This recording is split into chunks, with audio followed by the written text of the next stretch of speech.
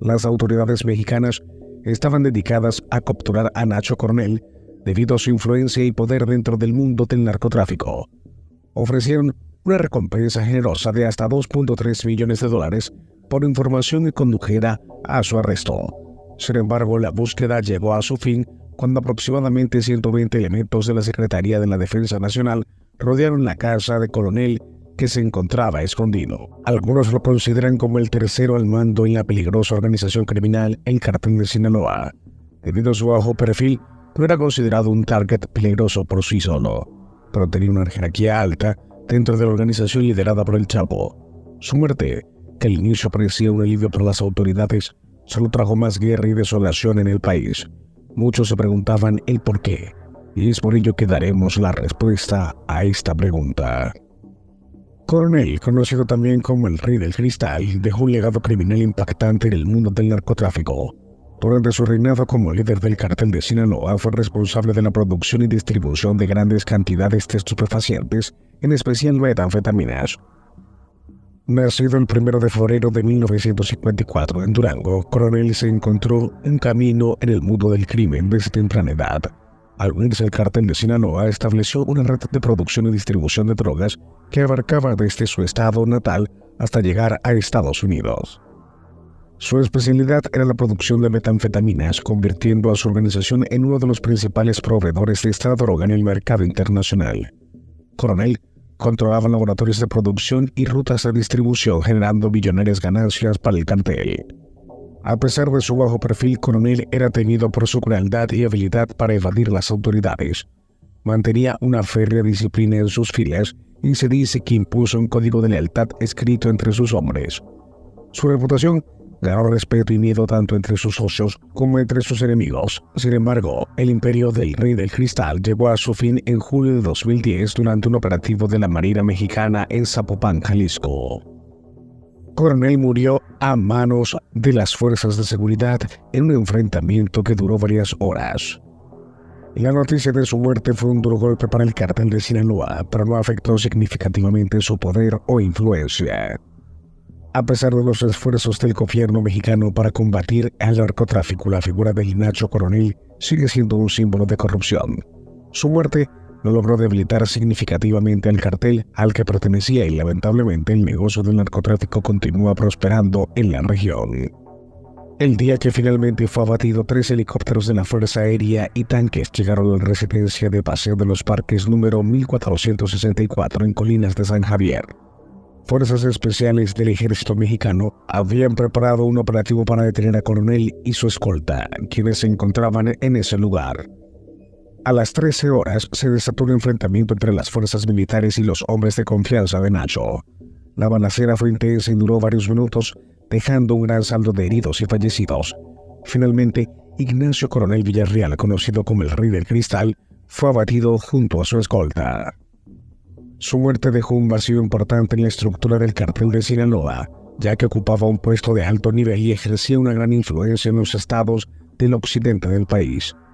El asesinato de Nacho fue considerado un golpe significativo para el Cártel de Sinaloa y para el narcotráfico en general.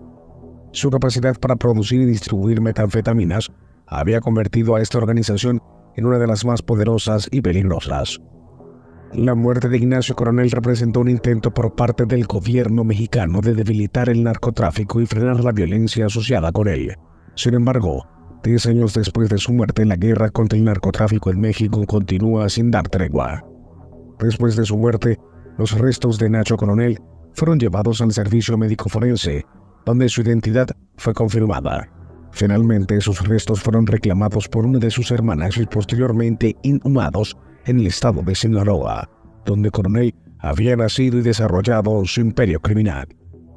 La noticia de que Nacho Coronel contaba con la consigna de no ser molestado por las autoridades sorprendió a muchos.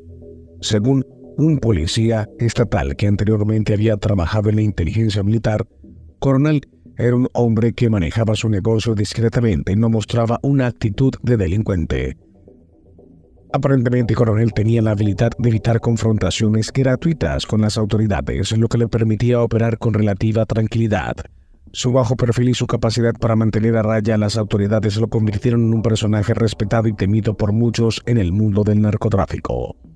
La muerte de Nacho Coronel parece haber sido un punto de inflexión para los policías, motivando un cambio en su entrenamiento y armamento. Esta respuesta indica que el poder y la influencia de los narcotraficantes se habían vuelto tan peligrosos que la policía tuvo que adaptarse para enfrentar un nuevo tipo de enemigo. Aunque ocupaba el tercer puesto de la jerarquía del cartel detrás de figuras legendarias como Joaquín El Chapo Guzmán e Ismael El Mayo Zambada, Coronel había logrado establecer su propio imperio en el tráfico de drogas. Su habilidad para establecer redes de distribución eficientes y su conexión con los cárteles colombianos le permitieron adquirir grandes cantidades de polvo blanco y producir enormes cantidades de metanfetamina en laboratorios clandestinos. Las autoridades mexicanas estaban dedicadas a capturar a Nacho Coronel debido a su influencia y poder dentro del mundo del narcotráfico. Ofrecieron una recompensa generosa de hasta $2.3 millones por información que condujera a su arresto. Sin embargo, la búsqueda llegó a su fin cuando aproximadamente 120 elementos de la Secretaría de la Defensa Nacional rodearon la casa de Coronel, que se encontraba escondido. También se le consideraba el operador financiero del cartel y el principal responsable de sus actividades en la ciudad de Guadalajara, capital de Jalisco, aunque se estima que su área de influencia llegaba a Estados Unidos y varios países europeos, centroamericanos y sudamericanos.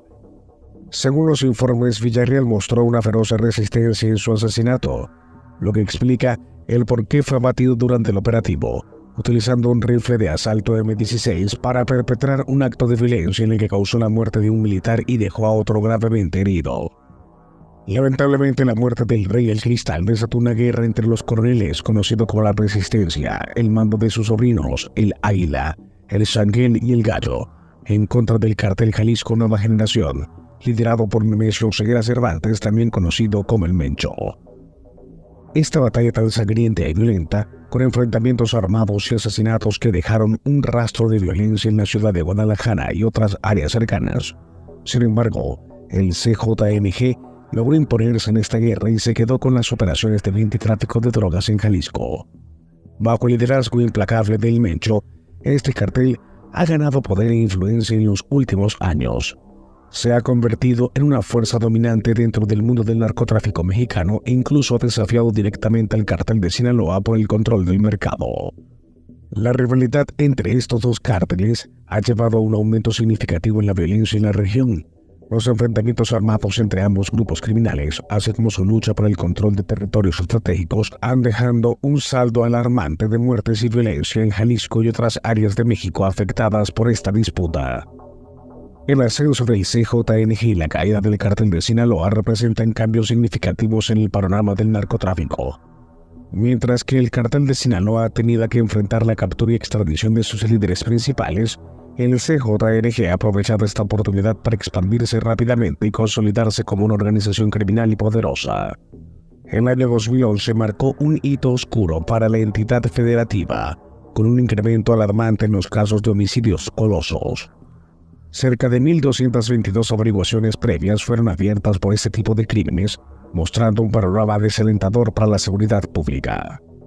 Sin embargo, este no fue el único problema al que se enfrentaron las autoridades. Durante ese año también se registraron los primeros narcobloqueos en la entidad, una táctica empleada por los grupos delictivos para obstaculizar y controlar el tráfico de drogas y enfrentarse a las fuerzas de seguridad.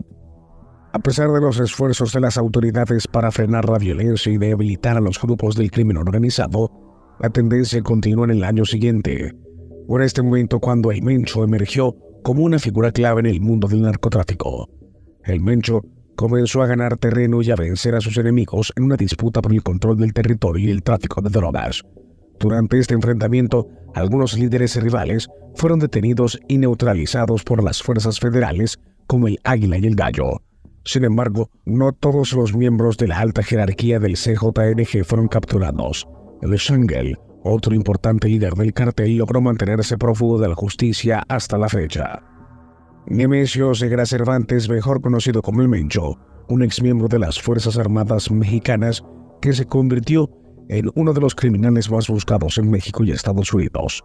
Después de la muerte de Ignacio Coronel, el Lobo se convirtió en el líder del cartel del Milenio, pero fue arrestado en 2010. dejando un vacío de poder en la organización. Fue en este momento que el Mencho decidió emprender su propio camino y fundar el CJNG. Para terminar, quiero decirte que a través de videos y comunicados, el grupo ha buscado presentarse como una opción más benévola en comparación con otros cárteles. Han prometido acabar con los grupos criminales que operan en su territorio y han intentado mostrar una imagen de lucha contra la corrupción y la violencia.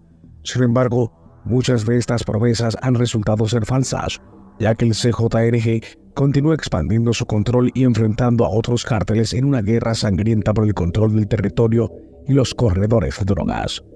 Sus métodos violentos y su infiltración en las instituciones han hecho que sea considerado como uno de los cárteles más peligrosos y poderosos de México. El CJNG ha establecido alianzas con otros grupos criminales como los Zetas y el Cártel de los Beltrán Leiva para fortalecer su posición y expandir su influencia. Muy bien, esto sería todo por el video de hoy. Si te gustó, no olvides dejar tu like y suscribirte para ver más contenido. En esta ocasión me toca despedirme, pero hey, tranquilo, no te preocupes. Estoy seguro que nos veremos en una próxima oportunidad.